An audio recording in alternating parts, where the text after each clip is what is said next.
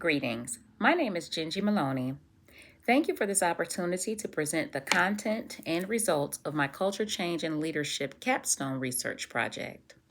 My paper is entitled Organizational Change to Promote Recruitment and Counteract Attrition in Urban Law Enforcement. I would like to start with Chapter 1, the introduction. Statement of purpose. The research was conducted in a case study format. It examines the cause and potential correction of insufficient staff in the Sheriff's Office in Wayne County, Michigan.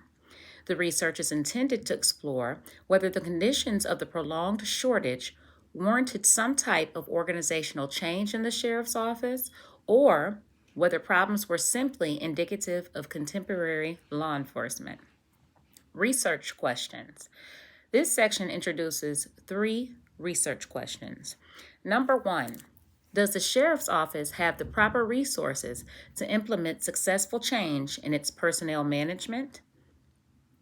The Sheriff's Office is not a financially independent organization. It is budgeted by and is a unit of the Wayne County government. Number 2. Is the problem within the Sheriff's Office recruitment and retention efforts or losses through attrition?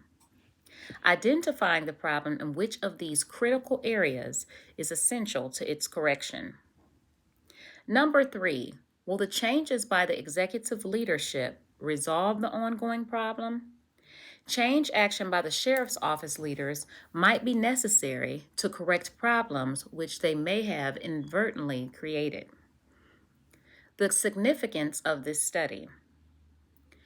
This study either substantiates or invalidates the contention that the Sheriff's Office may have created the dilemma plaguing their workforce.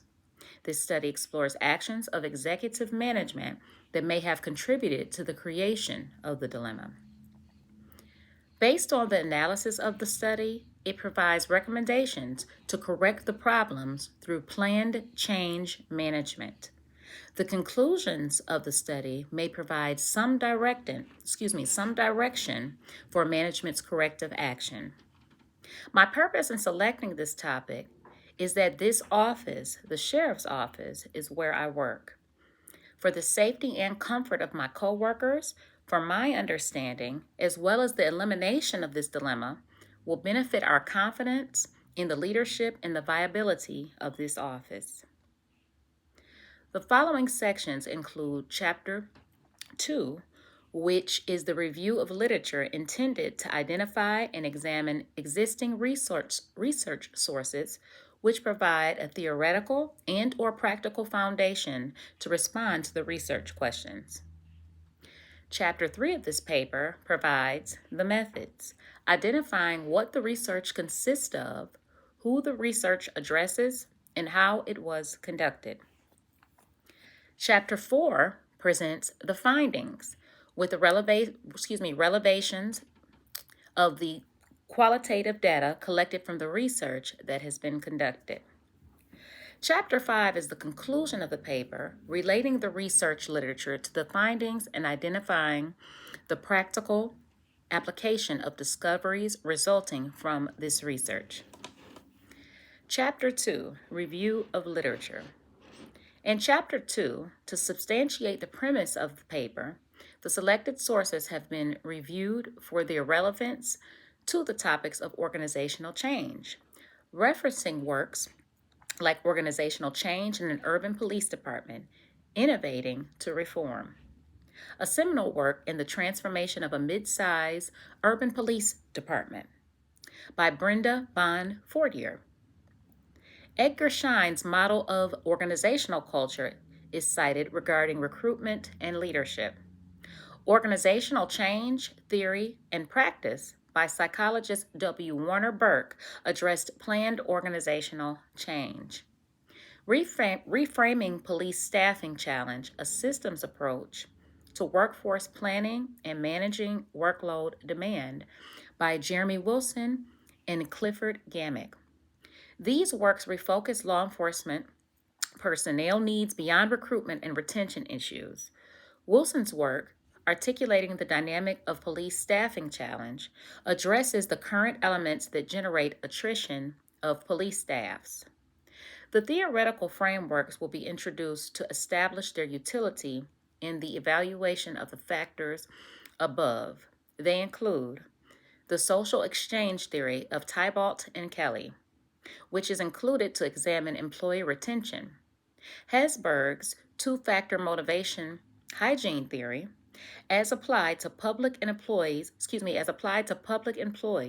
provides insight into motivational factors to support retention and reduce attrition, and theory of organizational equilibrium, which posits that organizational development and stamina are contingent on the motivational forces being balanced in an internal status which provides a stability to changed organizations.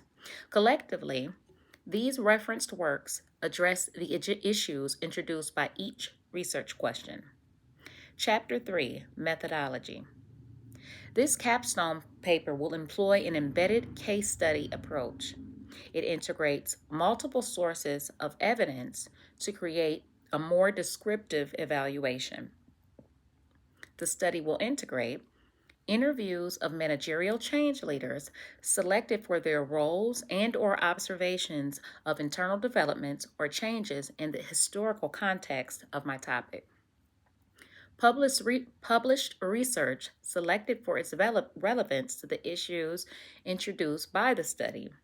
For example, police employment, organizational culture and change, and theoretical analysis for management actions, and the settings and timing of the research within the Sheriff's Office site.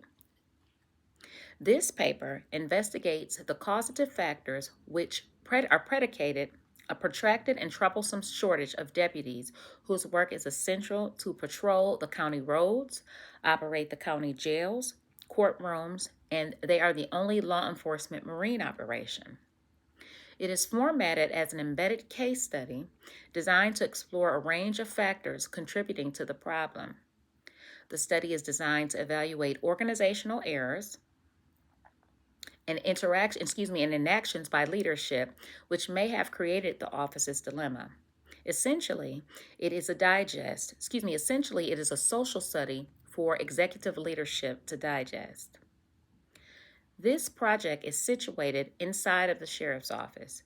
It takes a historical perspective, attempting to identify the genesis of the problem and remedial adjustments by executive leaders. This project was carried out contemporaneously with the Culture Change and Leadership Program over the last 9 months. The participants include the executive leadership of the office as interviewees over the months of this project, while remedial measures were contemplated and enacted. Chapter 4, Findings. The results of the study were comprised of a collective but unshared knowledge of causative factors which were previously not correlated or analyzed. This study revealed that bureaucracies are sometimes cannibalistic and in self-service to perpetuate their existence. The history of the dilemma is the focus of the study and was unavoidable due to circumstances beyond the control of this office. The United States financial crisis of 2008, including the bankruptcy of the city of Detroit and the desperation of the remedial measures taken to restabilize the county, each contributed to the eventual shortage of our deputies. The county government found itself suffering from the city's crisis. A reduction in force of the sheriff's office was arranged with the unions involving providing union members with a healthy buyout.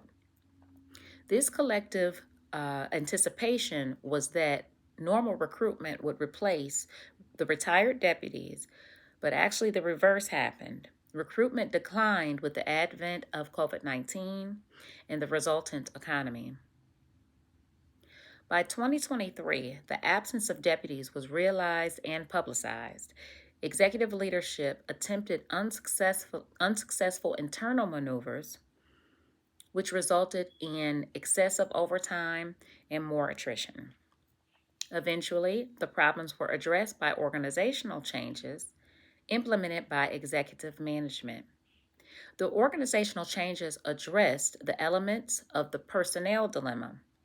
They were operating according to the projections of change theories. The findings addressed each research question. Number one, yes, the resources were provided through an adjustment of priorities that priorities already established in the office. Number two, the organization's problem involved all three elements of inadequate personnel. Comparably, comparably with national trends, retention is difficult, recruitment is trending downward, and attrition is constant. Number three, yes, changes enacted by our executive leadership changes enacted by the executive leadership are in the process of aggressively recruiting new deputies. Chapter 5, my conclusion. What research has revealed is exculpatory. The disclosures of this study provide explanations which clearly exonerate the current executive leadership of the Sheriff's Office. What appeared to be inadequate and ineffective action on their part was actually routine staffing actions regarding recruitment and retention, confronted with a nationwide recruiting shortage. The historical perspective provided by this research confirms that the recruiting and retention dilemma is shared by law enforcement nationally and stringently persists. The Sheriff's Office personnel problems are external to the current organization and its leadership. The actions of previous administrations and conditions of previous budgetary arrangements left a legacy of inadequate numbers of personnel. The solutions are likely to be culturally based and require tactics and techniques which are currently evolving. Modern recruits are unimpressed by police jobs. They seek work that is more prestigious or personally fulfilling.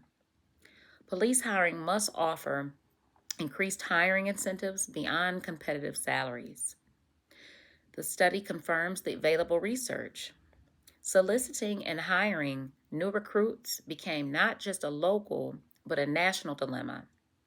In a seminal article, Articulating the Dynamic Police Staffing Challenge, an examination of supply and demand by author James Wilson, reports that recruitment challenges appear to be deepening over time as generational preferences and conceptions of work and career change, and as other trends work to reduce the pool of qualified applicants. Almost 80% of large agencies report difficulties related to lack of qualified applicants. The implication of this study is that revised incentives and motivations are necessary to attract today's recruits. That's all for now for my presentation. Thank you.